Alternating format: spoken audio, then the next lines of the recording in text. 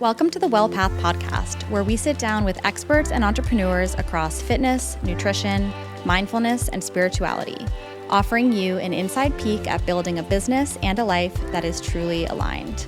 I'm your host, Brooke Robbins. Let's get into it.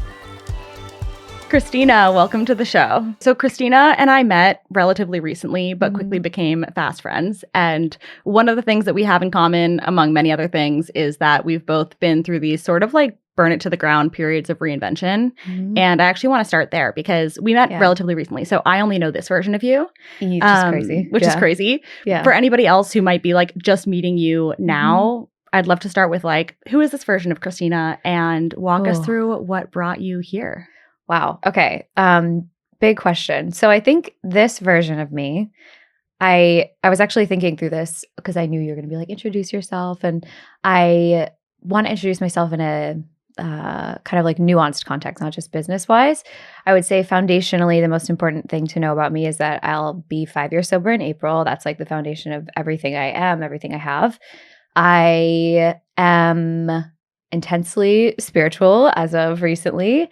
And from a business context, I'm super, not even just business, just my overall purpose in life really is to help women discover who they are without a lot of the kind of conditioning and unhelpful patterns and really step into like that identity and that version of themselves. So that means doing a lot of, more like identity and subconscious work and nervous system work, but it also means helping women that are like very heart-led, kind of like yourself, create a business that actually has impact in the world. So that's what I love to do from a business perspective. But similar to you, it's like I can't do anything that I'm not super excited about as a person. I don't have like a work mode. So that's very much a part of me as well. Yeah, I love that. And I'd love to kind of just like, maybe we can kind of even go into the moment of sort of like reckoning of, obviously you had this like really successful, business with a lot of momentum. And, I know that you kind of reached a point where it was like, wow, everything's going really well, but it just no longer feels like it's aligned to me anymore. And I know this is like somewhat related to or sort of in tandem with a spiritual awakening, kind of Kundalini awakening experience that you had. So can you walk us through sort of what that was like and what that process was for you of sort of that realization? Oh my God, I feel like this is a whole 60-minute conversation. But to give everybody context, I feel like I've had so many different lifetimes similar to you. So when I first started online, I was a travel blogger. So I was working with like tourism boards and brands. And from there, I was starting to get questions from my audience of like, how can I do what you do? So I created my very first online course. And this was like back in 2018.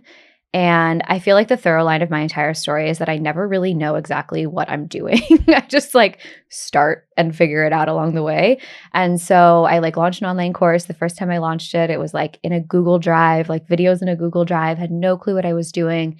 And over the years, up until really like last May, I had 3 online courses that were generating like hundreds of thousands of dollars a month, over $12 million in revenue, team of 15, like very successful business by any measure. And also it was a business that was very like, it was a lifestyle business. So it didn't require a lot of me, which is freedom is my top value. So that was super aligned. I'm still really passionate about online courses and online education, but it's sort of like what I want to teach about is very different because before my courses were very much helping influencers. I think the energy behind my business was very much self-seeking and like validation. I was very disconnected from my customer because I was very disconnected from myself. I don't even know where to go with this story, but basically like probably over a 2-year period, I just started to feel really disconnected from what I was doing. Like I'm very heart-led, purpose-led. I have to be excited about what I'm doing to actually do it. And I didn't quite know why I was feeling that way. I was just feeling disconnected from my business. And I had a lot of like personal things going on at the time that I chose to focus on instead and just sort of like ignored what was happening in the business. And then went through a massive spiritual awakening, which we can get into, that really put me on a path and forced me to burn down what was no longer aligned, to like really strip back, honestly, to nothing in some ways and connect to my authentic self and build from there. Yeah. Which is a whole other story. But yeah, I do want to get into that. So I think there's a couple of really interesting things that you said, which is like, there's this like sort of feeling of disconnection that was probably building for a period of time. Mm-hmm. And then you said it was like it was like as if you had no choice. And I Yeah. want to talk a little bit about that, like the kind of like choiceless choice. Mm-hmm. What did that feel like? Was it like an embodied sensation, or what kind of got you to that point where you were like, I maybe still am scared perhaps, but like I actually feel like there's no other option at this point than to completely pivot? Yeah. So I think in general for people, it's like when you're very purpose-led and heart-led and you are trying to do something that you're not fully behind, the amount of resistance that you'll feel is just, you can't really ignore it. And also, I believe that if you're pushing to do something that you're not meant to do, it will just be incredibly hard. Like life will just make it so impossible for you. Totally. And you'll be like, why am I ignoring all of these signs? For me, like I want to say for a year and a half of this, 2 years of this feeling, I just pushed through. I like tried to push through. I'm like, it's this thing, it's this team member. It's like, maybe it's this, maybe you need to just like, reconfigure your involvement here. When I went through my spiritual awakening, which was a Kundalini awakening, like I believe spiritual awakening can be through meditation, through learning. It can be through a psychedelic experience. It can be energetic. Mine was energetic. And as soon as my Kundalini awakening happened, I was told this by so many people that like you will have no choice but to burn down what is not aligned with your soul. Mm-hmm. And I 100%. Yeah. Everything across the board, not just business, like the way I acted, relationships, friendships, like everything that wasn't aligned had to go. I don't know how much of Kundalini or like spiritual awakening we want to get into, but like for me, it was just like I couldn't. There was so much resistance. I think we double click on that a little bit. And I do want to also go back to, because I think that's another interesting thing to sort of dive into is with these types of like, burn it to the ground, reinvention, Phoenix season, whatever you kind of want to call it. I agree in my experience as well. It's very like, it's very holistic because life doesn't distinguish between like work, relationships, friendships. Like your soul is ultimately like one thing, sort of just like experimenting in different arenas. So I do want to get into that, but let's double click really quick on sort of the actual like Kundalini awakening experience, because I feel like Kundalini is like talked about a lot, and I think there might be a lot of like misconceptions about what it is. Yeah. And then B, I'd love to just spend some time actually talking about like your experience, because I agree. I think people come to, whether you want to call it like coming to faith or like coming to like a spiritual like waking up experience in so many different ways. And I think yours is like really unique and interesting. And I think it's worth like sharing. Yeah, it's bizarre. Okay. So first of all, I think to just like lay the groundwork, and I'm curious what your thoughts on this are. Before any of this, like a year and a half ago, I was atheist. Like I only believed in like what I could like touch and see and nothing in between. I can't imagine that version of you. I know. No, it's literally what I sent her a voice note being like, when you look at the map of consciousness, like I was like at the bottom and now I'm like, I would say near the top. Crazy. So I've experienced it all. But when I thought of spirituality, I thought of astrology and crystals and tarot. And I think that that's what people's idea of spirituality is. But what I've come to learn, I think with my experience, is that spiritual awakening really is a coming home to yourself. And I would hear that before and I'd be like, that's so woo-woo. Like, what the hell does that actually mean? But what it means is that when you come into this world, you are this pure essence of like God, source. You're pure light. And as you go through life, your family, your religion, society imprints on you these expectations of who you should be. And you end up with like this backpack of like limiting beliefs, the path I should go down, the career I should have. And you get to a certain point in your life when you realize like, oh, this actually isn't me. Like this isn't my soul's essence. And so spiritual awakening is not only like, is coming back to who you came to earth to be. And that's the really terrifying part about spiritual awakening, is that when you go through it, you realize how much of your life, your career, the people you hang out with, the way you speak, the way you act, the way you like contort yourself is actually not you at all. And so then it becomes like a shedding of all of these things. And then you're like, well, who the fuck am I? Because especially when you're like really deep in like influence around you, it's really hard for a lot of people to like tap into their intuition and who they actually are. So that's what I believe spiritual awakening to be. And I believe the path to like waking up to yourself and to what's not you, and really to the way that, you know, you create your life. A lot of people go through life like I don't want to use the word victim because a lot of people don't think about it like that, but certainly their emotional state is at the mercy of what's happening around them. But you and I both realize it's like the way life actually works is that your internal state creates your reality, right? It's not the other way around. And once you wake up to that, it's like, oh my God, I've been thinking about this whole thing completely wrong. But there's many paths to that. So some people do like a psychedelic experience and you wake up to that. You wake up to the oneness of the universe, like the non-duality, right? That you are a part of everything. So psychedelics are one way, like intense meditation, studying these concepts, you can kind of cognitively start realizing it. And then there's an energetic awakening, which is what I experienced. So Kundalini essentially is like your life force energy that you, again, like when you were born, you were like this life force energy. And it's stored, I believe, I'm not like a total expert on this, but it's stored at the base of your spine in men. And for women, it's in your cervix. And the more kind of like spiritual work that you do, the more work you do to let's say like let go of the emotional blockages in your body and your chakras, whatever you want to call it, the more you clear that stuff out, that Kundalini energy can start to wake up. Now, the right way to do it is through like meditation or Kundalini yoga. And it is a very like high frequency energy. What is happening now, and I'm like super passionate about this, I'm going to do an episode about this exactly, is that there's like practitioners that are either really irresponsible or don't really realize what they're doing. And they're running like CAP. So it's called Kundalini activation process. And for some people, they'll go in, nothing will really happen, or they'll just cry a lot. They'll release a lot of emotion. Kundalini is, people talk about it as like the ayahuasca of energy work. So as it's rising through you, it will clear out everything that you have trapped. So some people, you know, they have emotional releases, they'll feel really good. For me, my Kundalini awakening started, and for most people, it starts in a really, really dark period. So going through a really bad breakup, a death of a loved one, any moment where you are like rock fucking bottom empty, I don't know if I could swear, that's when it started for me, was after a really horrific breakup that just like broke my soul. And that is when it started. Then I went to Bali and I did a CAP process, and it basically like shot the energy like straight through my whole like body crown chakra out. And I at the time didn't realize I thought this was all like frou-frou, like energy, whatever. We can talk about my actual experience in Kundalini, but essentially what happened was that my consciousness like raised so high out of my body. I was like looking at my hands. I felt like my consciousness was back here. I felt like my body was like truly a meat suit, like looking through my hands. I didn't feel like my hands. My life didn't feel like my life. This didn't feel real. And it was like on and off like that for about 2 weeks where I was just completely outside of my body. And it took me about 4 months to like ground back in and heal my nervous system, a ton of work with that.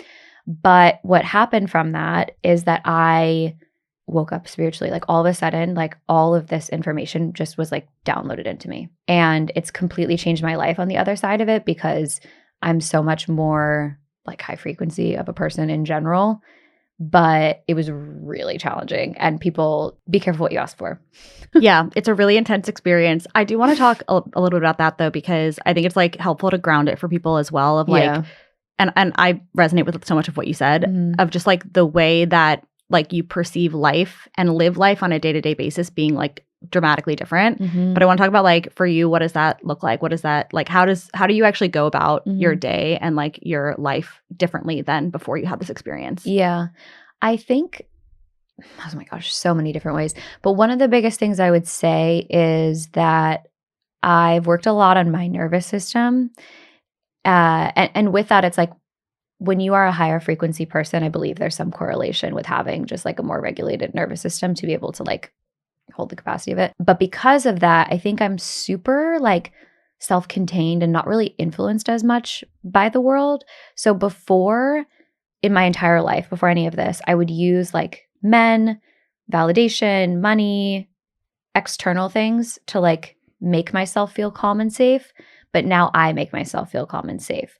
And so I feel like when you operate life through that lens, everything just becomes so much easier and you're less like in a state of trying to like control situations. Like when he texts me back, I'll feel happy, or like when I get the job, I'll be happy. It's like, no, I'm happy like as I am. Yeah. And the other big thing too is that I think it's really connected me with my purpose much more. Like I really, and this happens, I think, with spiritual awakening in general, like I want to serve the larger collective more than ever.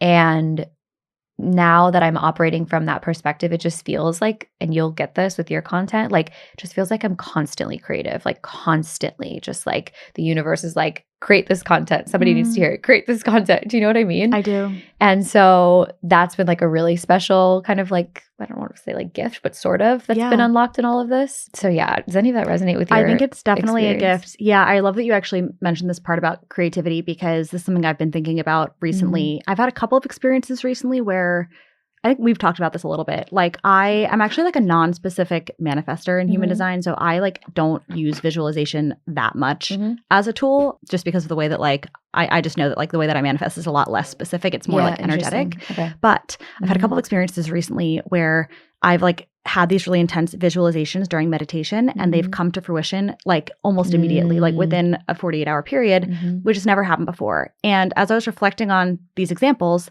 the thing that I realized, and this is just a hypothesis, but I think the reason why that is because the visualizations themselves were like sent by God. Like it wasn't something I decided I wanted. 100%. It was like God put the image in my head and then it 100%. happened. Yeah. And so applied to like other things, it's like it sort of shifted how I think about like manifestation, right? Which is like such a buzzword, but I think it's worth like just saying and talking about because it's something that both you and I feel like experience all the time.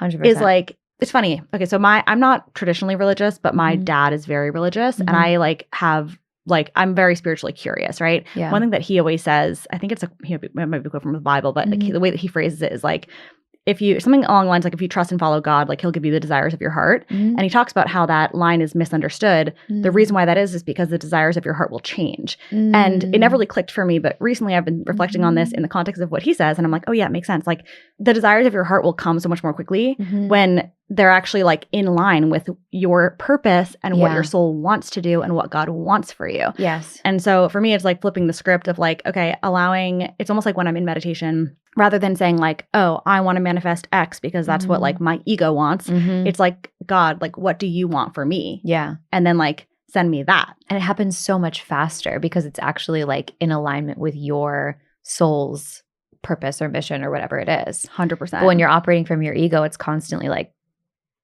control, like chase, manipulate, and it's insanity. Yeah, well, that's something that I also resonate with a lot that I think is hard for certain people to grasp. There's this like paradox, right, between so what you said about resistance, I completely resonate with. And I believe so strongly that it doesn't mean that you're not going to work hard. Okay, this is what I think people don't understand. You're going to work hard, but there's a difference between working hard and things are in flow and working hard and you're like pushing a boulder up a hill. Yes. And resistance is a sign of misalignment. But I think it's like hard for people to grasp because it's like, well, you know, not everything can be, it's like all these like beliefs too of like not everything can be easy, not everything like we have to struggle in order. It's like, do we though? No. Do we? Yeah, exactly.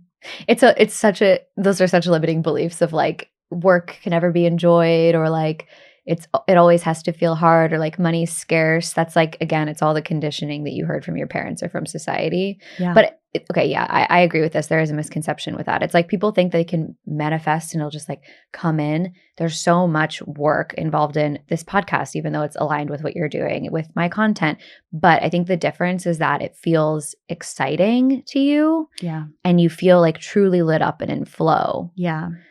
So it's work that doesn't drain you. Yes. It's so funny. Our mutual friend, Brian, he was the one, it was actually in Costa Rica that I think it was the first night at dinner that he said, there was like, it was such a simple line. I've told him since that like I've thought about this like every day since he said so it. Funny. He was like, it was something along the lines of like, literally, I'm going to send this episode to him. Yeah. He's going to be so happy. No, but it was something along the lines of like, what if it like were so much easier than you imagined it was possible? Yes. What if it happened so much faster than you imagined it to be possible? Yeah. And I really think it was like, if you allow yourself to suspend your own disbelief long enough to like believe that can be true, like experiment with it and like it will come to fruition. And that's where it's like, to your point, it's like still hard work, but the timbre of the work is so different when it's work that is actually energizing to you. And I think people that haven't 100%. ever like worked in their zone of alignment don't know that you Yeah. can actually like work really hard, and Mhm. even maybe you're not getting that much sleep, but you can have so much energy because it's like giving you Totally. life force back. Totally. And it's like oftentimes people are like, I don't know what my purpose is. I don't know what my like what excites me, whatever. And maybe sometimes, yes, they don't know, but oftentimes it's like fear clouds that clarity, you know, of like fear what their family will think, or fear, Totally. oh, I can't make money doing this. I'm not good enough. I don't want to be seen. And it's like all of those limiting beliefs are just weighing you down from your purpose, when it's like, really, if you get quiet with yourself, you do know what you want to be doing. And also, one point too that you said that I think is important is that manifestation is not just like, I want to manifest all of these beautiful things in my life. People are manifesting, or like manifestation really just means like creating your reality, right? Like you are creating your reality all of the time, whether you realize it or not. And it can be in a really negative way too. Yeah. So if people are like, for example, trying to, you know, find a relationship, right? When your predominant thought is like, men are bad, I can't trust men, I'm blocked off, your thoughts and your beliefs and your feelings manifest into your reality. So if that's what you're thinking, I don't want this, you're only going to get more of whatever you're focusing on, even when it's like, I don't want this. Yeah. You know? Totally. So manifestation really is just thinking about what you do want, the feeling you would have when you have that thing, embodying that feeling now, spending more time thinking about what you do desire, but not from a place of, I lack it now. You know? 100%. That's the hard part, but it's like embodying the feeling now. Yeah. I swear, our high vibe playlist. Yes. Like that's it. We're going to have to link that. We're going to link that. We're going to link that. We're going to link that here. It's everyone needs it. By the way, it has like, I think 50 people have like saved it. Oh, it's because I shared it in my I shared it in a masterclass. That's amazing. I shared it in a masterclass. I forgot to tell you. I was like, I checked it the other day and I was like 53 people. I'm like, damn, I'm an influencer. I'm like, who are these people on this playlist? It's all my masterclass people. I'm obsessed. That's amazing. But yes, we will link it because it's literally amazing. But no, but like little things like that. Actually, on that note, I did want to talk about, we talked a little bit about like nervous system regulation and like the role of that. Can you talk about, especially because I feel like you had a very extreme experience, but I think everybody can like benefit from like nervous system regulation in general. I think most people actually are operating from like a dysregulated nervous system. Oh yeah. And like constantly though. Constantly. I don't think, and I actually, before this past year, I didn't really realize how important your nervous system was. And the more that I like now know, and the more you can relate, both of us, I feel like have very calm, regulated presences. And I feel like sometimes now I do, but you can see very clearly in other people just how like constantly dysregulated they are. Yeah. And then just like creating the same circumstance. And I'm like, totally. This is like, your baseline? Are you good? That was me. Like, that's why I'm like, I can see it because I'm like college Brooke, unrecognizable. Like the most anxious type A, like 100%. Never relaxed a day in her life. Like, no, same. There's hope. Because I think about this and I'm like, there's hope. I was so emotionally dysregulated my entire life that I needed to like drink and drug myself like to almost death. Like, trust me. Yeah. We've both come far with that. We've definitely come very far, but I want to talk, let's talk quickly about like, so on the nervous system side, are there like specific like techniques or things that like were helpful to you that we can like share with the audience? Yeah. Okay. So for context on this, like after my Kundalini awakening, my nervous system was so shot. I just drank a full thing of black coffee. I couldn't have like a sip of coffee without like going to the moon. I was so like, I took on everyone's energy. It was like really not good. I think my opinion on nervous system health is that a lot of people think, oh, I want to improve my nervous system health. I'm going to book a massage. I'm going to book a class. I'm going to like do this thing to regulate my nervous system. I actually think that nervous system health or like improving it is about doing way less. Like, so for me, biggest things is mindfulness during my day. So I always start my day without social media for the first hour. That is like non-negotiable. I meditate. I do journaling, like anything to just be like really present and quiet with myself. That's huge. Time in nature is like massively helpful for your nervous system. Connection with other people, laughing with other people, snuggling with your dog or your boyfriend or your girlfriend or whatever. That's really important. I think we live in such a world that is just like made to make our nervous systems crazy. Like social media is wild. The constant pressure of work and the overstimulation is crazy. And I think overall with nervous system health, though, it's like becoming aware of your predominant state. Like, because when you are dysregulated, what happens in your brain that I've learned, I'm not a scientist, but like this is what I've learned, is that your amygdala like fires up, and your amygdala is your fear center. And so that is why when you're dysregulated, all of your fears and anxieties are coming forward. You can't see straight. You can't think straight. Your prefrontal cortex is like powers offline a bit. So it's all fears. It's all the moments from your past that you were rejected, that you were abandoned, or like whatever. They just come forward, and that is all you can see and all you can focus on. And then you notice it in your body. You're like anxious, you're tense, you're like, you can't think straight, you're frantic, you're irritated. And so having awareness of like, okay, I am dysregulated. These are my tools. So like box breathing is huge for me. Getting outside, or my nervous system regulators, or orienting yourself around the room. And then nervous system health to me is not that you don't get dysregulated. It's that you are aware when you are, and you have the tools to bring yourself down, and you can do it faster. So I was saying to you, like, there's this thing that happened recently that would have dysregulated me for like weeks at a time. Yeah. Absolutely weeks. And within 24, 48 hours, I was able to like regulate myself back down and feel creative and inspired again. And that's another huge point to like being a social media creator is when you are regulated, you're more creative. Always. Like it's more like you're more of a clear channel, you know? Yes. Yeah. Yeah. Because the creativity ultimately, as we just discussed, like the best kind of creativity is like it flows through you unless is something that you're actually like generating. And so it's just like exactly. clear channel. And then, like, it comes so What has naturally. helped you? I would say similarly. For me, I really resonate with the less is more thing. And I feel like I like discipline is important to me, but I think like people misunderstand what discipline means. Yeah. And for me, it's like, even when it comes to like exercise, like I move my body every single day non-negotiably. Yeah. But like I used to, it would be like high intensity all the time. And I'm so much more, just like in tune with what my body's actually asking for. And like truthfully, a lot of the time it's like 30 minutes like Pilates on the mat in my, apartment and like, or like a solid core class or like a long walk with a friend, you know, like doesn't always have to be like something super intense. And then I completely am the same as you where it's like for me, I try to do a full hour. I don't always do a full hour, but like no social media, no phone. Like I keep my phone like on do not disturb on the other side. And I really try like not to look at it until I've like sat with myself, meditated. That's also where I feel the most like creative, i.e. like in touch with like God. Yeah. And so it's like I use that time to like center myself and then everything else like feels less abrasive when I'm confronted with it because I've like taken time to regulate. 100%. Yeah. The other part too is that looking at your environment too and trying to like to the best of your ability remove any triggers or learning how to like protect your boundaries more because a lot of people are like, oh, I need to like regulate more. I need to regulate more when they're in like the most dysregulating relationship. Do you know what I mean? Yes, like, I do. So, oh my God. I'm so glad you said that actually. Yeah. I'm actually really glad you said that because there's a couple things that this reminds me that I also want to talk about, which is like one, I think the importance of like clearing things out. I feel like there are so many different like ways to consider that, but I feel like even in terms of the process of like figuring out what your purpose is, I wanted to ask you like, did you feel like that was something that was downloaded to you in an instant? Was it more of a process of like removing things that weren't and then like seeing what was sort of left? Yeah. And then I do want to like also talk about, I think the relationship side of things and how like awakening can kind of impact that, but we'll come back to that maybe afterwards. Yeah. Okay. That's a big jump. It's going to be a big one. I think, it's going to be a big one. Buckle up. Strapped in. Okay. So I think, the word purpose is hard because it's like, it's overwhelming. You know what I mean? And so what I'm doing right now, is it my grand purpose in life? I don't know. It excites me and I feel aligned and I feel at ease and in flow with it. So what I would say is that no, it did not just come to me in 1 minute. I spent like a year like floundering of like, what am I excited by?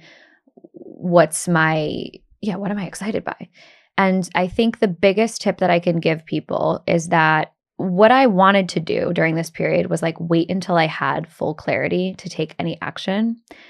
But you're not going to get the clarity until you take steps and experiment and try different things and like follow the breadcrumbs of excitement, I call them. So it's like, oh, this little thing seems exciting. This I want to try. And you just like go down the path and then eventually you can kind of start to see the light at the end of the tunnel. Yeah. But like you have to take those steps. You can't freeze and wait. Ooh, so that's a big really love that. I think also like on the topic of like any kind of reinvention, any kind of like, you know, up level, identity shift, whatever. I think I want to double click on this because you mentioned it, but I feel like it's really important for listeners to like hear this, that I would say maybe all the time. That's a sweeping statement, but at least like most of the time, there is a period of like incubation and isolation that happens after you've shed, before you've like stepped into the new thing. Oh, yeah. And it's terrifying. Like it's terrifying, but it's like, this is why I think the nervous system regulation piece is also so relevant, because you have to like really learn how to sit with yourself. And I think people get really scared. And so if they're not regulated, they'll try to rush out of the isolation phase. Yeah. But to your end also, it's like there's a lot of pressure. People might be asking you, what are you doing? What's next for you? What would be like you left a job that if that was your cliff jump, like people are asking you, or if like you leave a relationship, people are like, oh, like, are you seeing anybody? Like, there's all these like external like questions that come. Totally. And I feel like it takes a lot of courage and like self-assurance to just be like, you know what? I don't know, but like, it's going to be great. Like, I'm going to figure it out, you know, one step at a time. Like, I'm following this and I'm following that. And like the courage to kind of experiment. But yeah, I wonder, like, for you, did you feel that? Like there was like an incubation period? Yeah, definitely an incubation period. I feel like I wanted to be alone so much. Like for this last year, like, because I think when you go through any period like this, you just realize how much other people have imprinted expectations on you, and you're like, you want to connect more to yourself. But yeah, I learned that like it is such a sign of strength to say you don't know. Like that's actually way more courageous than being like pretending you know, or putting up a facade. To say, you know, I was doing podcast interviews over this last year, and they're like, so introduce yourself. What do you do? I'm like, I don't know. Yeah. Like, I actually have no elevator pitch right now because I'm lost. But I think it takes so much more strength to admit to yourself that you are not on the right path, to take the time to pause and figure out who you are, what's next for you, than it takes to just like keep pushing, because like that's what you should be doing. So yeah. Don't rush the incubation period. Don't rush the incubation period. That's like the big message. It's so funny because I feel like, and that's what I think is so interesting too. Also, when you like get tapped in, is like you realize like collectively we all are always like in the same energetic patterns. And I've talked to so many women, friends, etc., that are going through this period of time where it's like they're like about to jump off a cliff, or they like have jumped off a cliff, and like there's all this uncertainty, and people are trying to push them to like commit to a direction. And I'm like, don't like, you don't know where you're going yet. Like just relax, like just chill, 100%. Figure it out. Like I love what you I've never heard that before, but like the breadcrumbs of excitement is amazing. I'm going to use that. Yeah. Like follow the breadcrumbs of excitement and like let it lead you. Because there were so many times in this last year that I like launched certain things that like looking back, I'm sort of like, I should have just waited to like get more clarity. Because the other thing that can happen too with like spiritual awakening in any context is that you get lost in the sauce a bit of spirituality. That's why people get really lost in like ayahuasca retreats, or everybody has their own thing, but people can get lost in that. Spirituality can be an escape. And then you go through this phase, and I thank God every day that it happened actually very fast for me, like within a year, where you awaken from the awakening, where you arrive back down to earth, and you kind of actually go through a spiritual ego death a bit. Ooh. So I experienced both of those, where it was like this identity that I had like contorted for the world was actually not me, and then woke up to the true nature of myself, true nature of reality. But you can get lost in like signs, frequencies, energy, like ceremony, ritual, like all this stuff. And you don't have to, but ideally you come back to earth and you integrate the knowledge that you have from that with the 3D experience. And there's this concept like chop wood, carry water. So like before awakening, chop wood, carry water. After awakening, chop wood, carry water. So it means that these mundane tasks will be the same, but the way that you do them is completely different. You do it with so much more presence and appreciation that you didn't have before. Whereas before you were rushing and trying to control, and now it's like more presence. It's a lot. I feel like maybe that is like a good segue. I do want to talk a little bit about like the concept of like, spiritual awakening, and like how it impacts also like relationships, and like romantically, and also friendships, I would say, just like how we relate to obviously ourselves impacts how we relate to other people. And I'd love to just like spend some time talking about that, because it's obviously like a big topic for everybody. And I feel like it's I don't know, for me at least, like it feels like very dramatically different, and I want to hear your experience. It's completely different. I think not even just spiritual awakening. When you grow in general, you will just resonate with different people. Like the way that I think about it is like, I like the David Hawkins map of consciousness. Can you break that down for people? Because I actually don't know if people will know what it is. Okay. So basically, there's this guy named David Hawkins. He wrote a book called Letting Go. It's very, very good. It's essentially that your emotions all emotions have different frequencies. And so just for example, if you walk into the grocery store and you meet somebody like you that has beautiful energy, just like really like kind, smiley, like welcoming, you have a very high frequency energy versus you can literally feel when you're around somebody that's just like a black hole, like just like really down, completely different frequencies, right? And so the concept of it is that you kind of attracts like, right? So if I was me 3 years ago, we would have never gotten along because you would have triggered the shit out of me because you're so happy and like, so whatever. And I would have been like, I'm so unhappy, you know? So like attracts like, right? Like we resonate and that's why. But when you kind of, the map of consciousness is like anywhere from fear all the way to like love and enlightenment. And most people generally are kind of operating from a lot of fear. So they do things and make decisions out of fear because they want to avoid pain. They want to avoid something versus people that are at the top is more you're making decisions from what you desire and the greater good and what makes you feel abundant and out of love, right? And so as you grow as a person, like even just in therapy, right? When you go to therapy, you're starting to address the things that are holding you down. And you begin to like ascend. And so as you do that, you're going to resonate with different people. Like there's different people at each layer. And so part of growing as a person is like the beautiful process of meeting new people that are as expansive as you are, but also realizing that when you are committed to a life of growth, you will lose a lot of friends or outgrow a lot of friends or just they won't resonate anymore.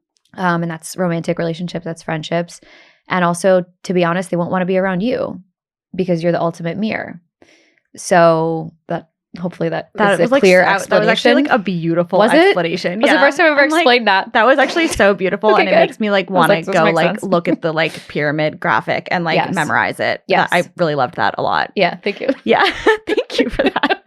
That was so beautifully said. My TED Talk. But yeah, I think this is also like a good point to talk when it comes to relationships, and this is something that I think also there's so many things too that I feel like they're like so nuanced and people misunderstand them. And I feel like one thing as well is like we talked briefly about this, like this topic of like boundaries, and I think that applies to like friendships and also romantic relationships, and even this topic of like, you know, letting people fall away, etc. I think for some it might sound like kind of harsh, and I want to like draw some like lines around the topic of like boundaries, because I think boundaries can actually be like can be set in a very like loving way. And I feel like setting a boundary with somebody, whether it's a friend or in a romantic setting, right, it's like it's not like a mean thing, and it doesn't have to be like an aggressive thing. It actually could be like done from a place of like so much love and abundance. And to that point of like, as I'm imagining this like pyramid, it kind of feels like, oh yeah, like even at that like level, everything is done out of love. But just because you are in a loving state doesn't mean that you like overgive consistently and you like stick around in situations that are draining to you. Yeah. That's my like cocoon in this life is self-abandonment out of empathy, I think. Or self-erasure, I guess, would be a good, it's all of the above. Yeah, I think as far as boundaries go, at the end of the day, I think it's developing respect for yourself. And as your respect for yourself grows, you want to protect yourself more. And you begin to realize that, at least for me, like the way that I would overgive to people or sacrifice myself, sacrifice my needs was oftentimes because I'm like, oh, or excuse bad behavior. Because I'm like, oh, they've been through, you know, so much trauma. They've been through so much in their life. And yes, two things can be true of like, I understand why you acted that way, but you no longer have access to me. Yeah. And learning to hold both of those has been really difficult for me because I think my thing is that, particularly romantic relationships with women, it's completely different for me. But it's like, if I just sort of make sure that like you're okay and I'm there for you, then I don't lose the love that you're giving me. And another layer to this is if I'm so focused on you, then I don't actually have to like truly be vulnerable myself. Yeah. So I'll think back to like relationships that I've been in and I'm like, I know so much about this person's life. Like I probably know more about their life than anyone in their life, but they actually don't really know me. That's so interesting. Because I've just been like, everything's okay. Yeah, totally. It's okay that you're not the best to me, like. Yeah. Yeah, I love that you use the word protection. This is also something I've been thinking about a lot. The relationship between like anger as an emotion, boundaries as a concept, and like protection. Yeah. And for me, it's like everything actually comes down to protection. And my coach said something to me that like broke my brain at one point where she was like, the protection that you seek in a partner begins with the protection that you give to yourself.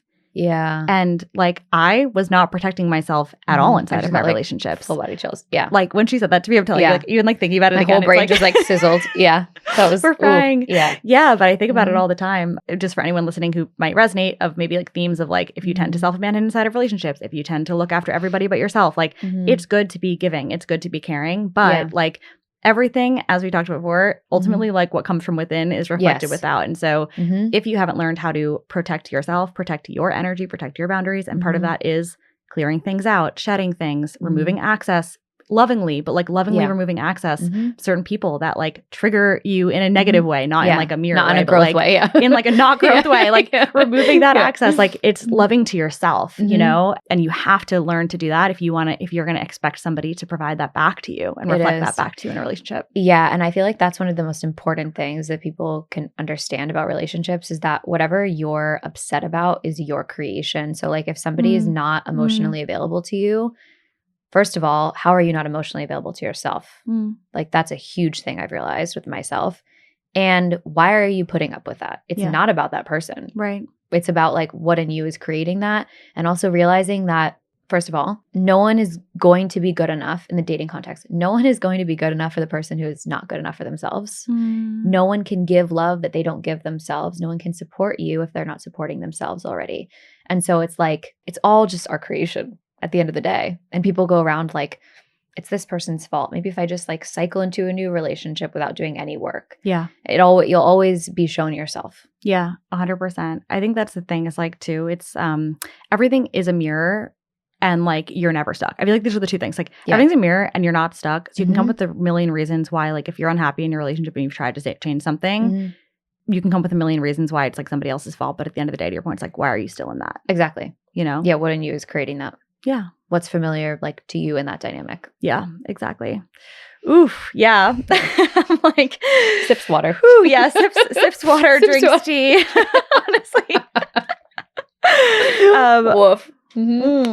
I do want to talk a little bit about as we're like on the topic of shedding. I know like we've also talked even like astrologically, but there's this like we're kind of in this like this season of sort of like letting things go. And then we talked about this sort of like incubation period of like waiting for the next thing to come. Like do you have any advice for people that are maybe in this period of time where like they're maybe like being called to release certain things, they're maybe afraid of like, you know, what's happening, what's coming next, like either to kind of get clarity or like develop a sense of like comfort in that like waiting period? Other than the following breadcrumbs thing, and this is easier said than done, just like finding grace for yourself, I think. Because I think a lot of, which is so fluffy and stupid, but like it really is like so important though, because the whole time that I went through this, I was really hard on myself. Like for a lot of it, I was really hard on myself. Like, what the fuck is wrong with you? Why can't you find answers? Like, why are you torturing yourself? Like just, you know, just hard on myself. So I think when I learned to just accept where I was at and give myself grace is really when things actually coincidentally started becoming more clear. Like I think when in general in life, when you kind of stop assigning a meaning of like, this is bad, this period I'm in is bad, and you just accept it for what it is, then things will flow easier. Yeah.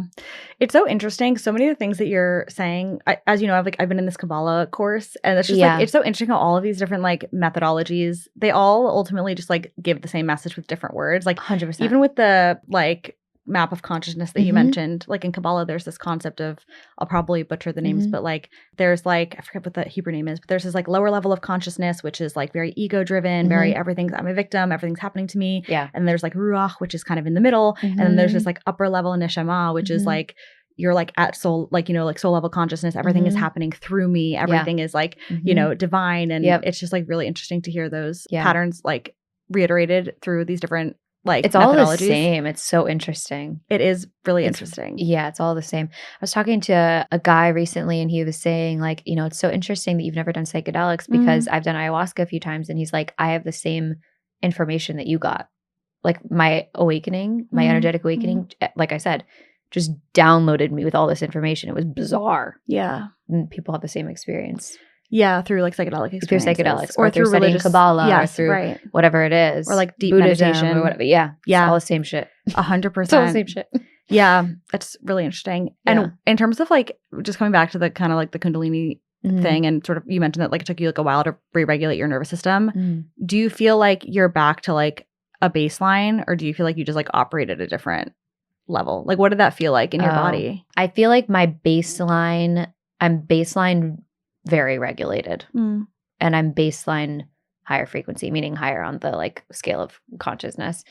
I dip, of course, but I'm much more able to like bring myself back to regulation or like harness my own energy to like be more high frequency. I want to say, I don't know how else to say it. I can't believe it's so funny though, because I would listen to myself talk now, like a year and a half ago. I'd be like, you've lost your mind. Yeah, totally. What are you talking about with frequencies? Yeah. Like, it's crazy. And I feel like that's been the hardest part of all of this is that like for much of this time, much of this past year, I've been like fighting between like what I used to, how I used to operate and how I used to feel. And then certain things would happen where I'd be like, whoa, my reaction's way different. Like, what the fuck? So it was like really disorienting because it was really fast for me. But I was told many, many times by like shamans, healers, my therapists, like, you can't go back. So I was like, okay. What do you think is something that people like misunderstand about spirituality? That it's crystals and tarot and astrology. Which we also love. Because it's like the fun, like. Because it's fun, yes, I agree. There's a word for it. It's like the occult. Like the occult stuff is fun. It's playful. But spirituality is so much more like simple than people think, I think. Yeah. Yeah. And the other thing too is that everybody has it within them too when they're willing to look at what's holding them down. Yeah. What would be, I want to actually get like, as we're kind of coming to a close, I think this is like really helpful and actionable for people in terms of like things that weigh people down. Like what would be, I wonder if you have any advice on like things that people can specifically look at in their own life. You know, whether it's, I don't know if it's like relationally or like patterns or things that maybe like people might not even be aware are contributing to like kind of like a lower frequency sort of way of living. Yeah. I think at the end of the day, it's like I want to answer this in like a grounded way. We're always look at where you use the outside world or other people or external factors to feel safe. I think is like a big thing. I love that. So, for example, like my biggest thing has always been, and maybe hopefully will not be to continue to be as much. I doubt it now, but like men. So I have always but validation from men to make me feel safe and make me feel enough. Like I'm not enough unless this person texts me back, wants to be with me, et cetera, et cetera. And so I think that is like a little bit of a hint of like, I need to look at that area of my life. Yeah. And it's really just also like starting to pay attention to your automatic thoughts too, because that's a way in also. Like, for example, you see Brooke on social media growing and you think to yourself, I could never do that. Like, okay, that's a limiting belief. That's a limiting thought that you have. And actually just starting to bring awareness to that, because a lot of people don't even have awareness. They're just like, this is it. This is reality. Yeah. And it's not. Like our thoughts are absolutely not reality. Yeah. So it's starting to like bring awareness, question, pause, ask yourself, where did this come from? Like, when did I learn this? Is there any way this isn't true for me now? Why is it not true for Brooke, but it's true for me? Yeah. And that ultimately leads you to like, I'm not enough. Always.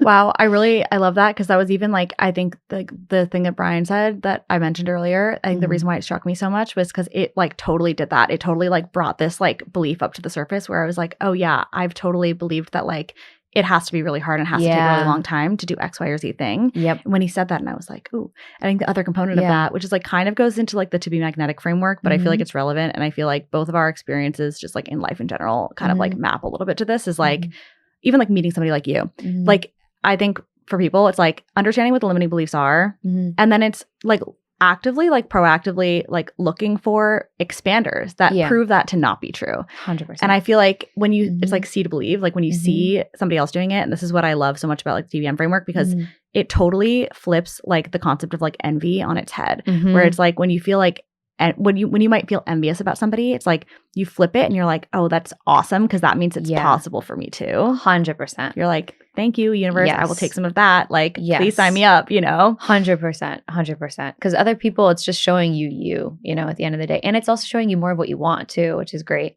Yeah, being around expanders is super helpful. Yeah. The people around you like completely dictate where you're going. Yeah. And that's like the challenging thing. I'm curious about your experience with this is like when you become somebody that like lives so embodied in your authenticity, people will either be like drawn to you or hate you. 100%.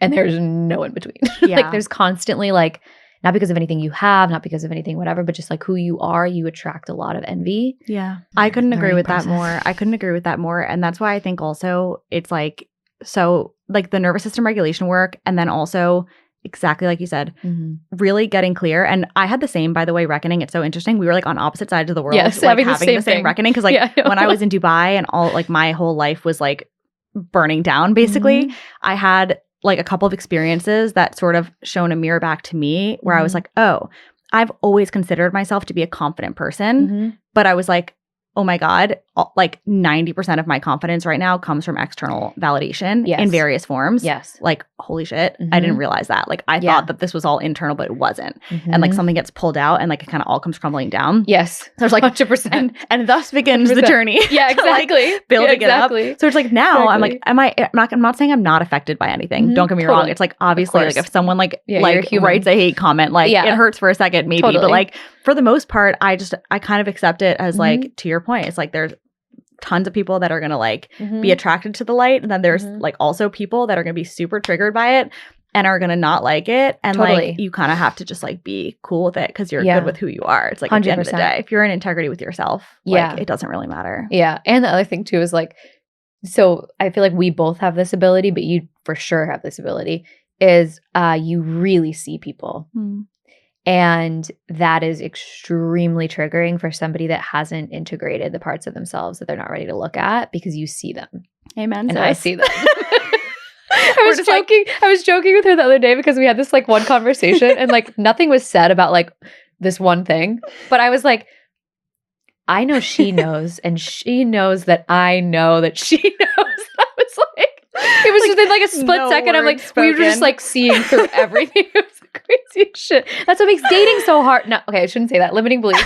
Rewrite. That's what makes dating so awesome. Is that I see everything, whether you say it or not. Totally. But honestly, I like to rewrite the script. I think it does make dating awesome because I'll tell you this. You waste a lot less time. The discernment is out of control. Discernment is out of control. Out of control. Like people they can run, but they can't hide. I mean, you can't hide, baby. You can say one word. I'm like, I know what you've been through. Just a glance. We're like, yeah, exactly. Okay. Exactly. It's not what you said, it's who you are. No, I'm kidding. Yeah. But yeah, no, this has been amazing. There's like literally a million other things that we could talk about. I know, we need to do a part two. We got to do a part two. Yeah. But before we wrap, Christina, like where can people find you? Yeah. Where can people connect with you? Christina also hosts an amazing podcast. I know you're also going to be doing an episode on Kundalini, which could be really cool for people. So definitely check that out. Yes. Christina Galbato on all platforms.